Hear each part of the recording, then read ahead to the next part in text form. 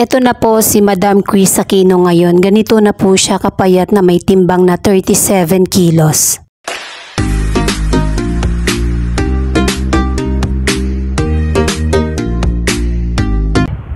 Hello mga Mars! Welcome back to my channel, Karen Scoop Station here. Disclaimer, itong photo and video na i-share ko sa inyo ay hindi ko po pagmamayari at i-credit natin ang owner nito.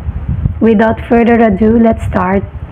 Wala lang, i-share ko lang tong throwback video ni Mrs. Maine Mendoza Atayde nung siya ay 20 years old. Dahil nga may Pinoy Big Brother collab ngayon, lumabas po itong trending video. Alam ko nag-trending din to dati, tapos ngayon bumalik ulit.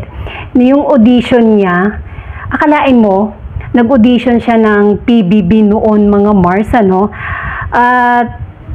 Sa kasamaang palad, hindi siya napili kasi siguro nga hindi pa niya time yon. Kaya siguro alam mo naman, may time talaga ang ang swerte or may yung ganon, yung hindi pa niya time para pumasok sa showbiz siguro nung time na yon, nung siya ay 20 years old. At dito nga sinabi nga niya na kung ano ang business nila, sinabi niya na yung Shell gasoline station, tsaka oil business nga daw ang sinabi niya. Tapos yun nga sinabi niya nung nag-ano siya ng Dub Smash, yun pala mas makikilala siya bilang Yaya Dub. Sa Itbulaga talaga ang kanyang destined, no? Doon talaga siya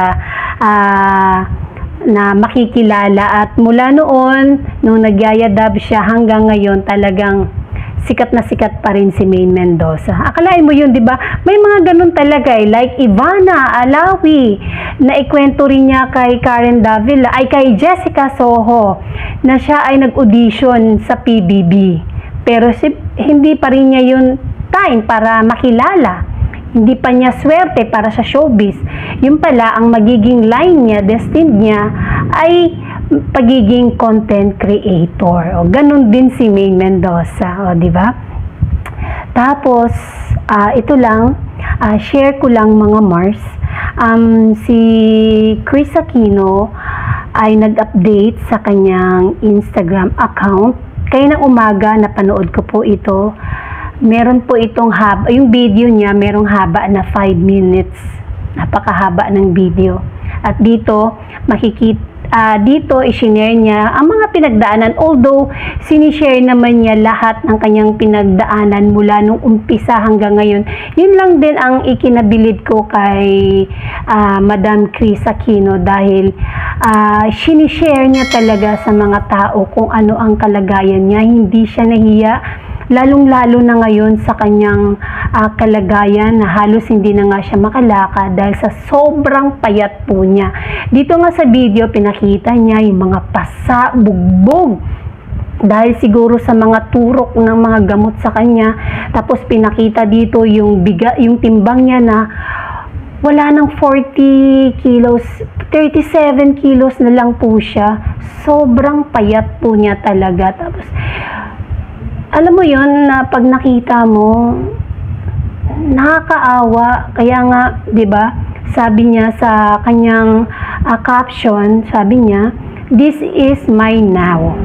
I wanted you to see the pain and struggle so that you will continue to pray.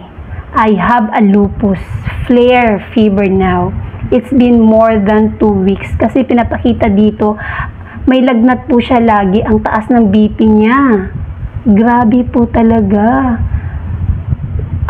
Nakakaawa. Hindi mo sukat akalain na yung Chris Aquino na napapanood mo dati every day, every night sa television, na magiging ganito nakapayat.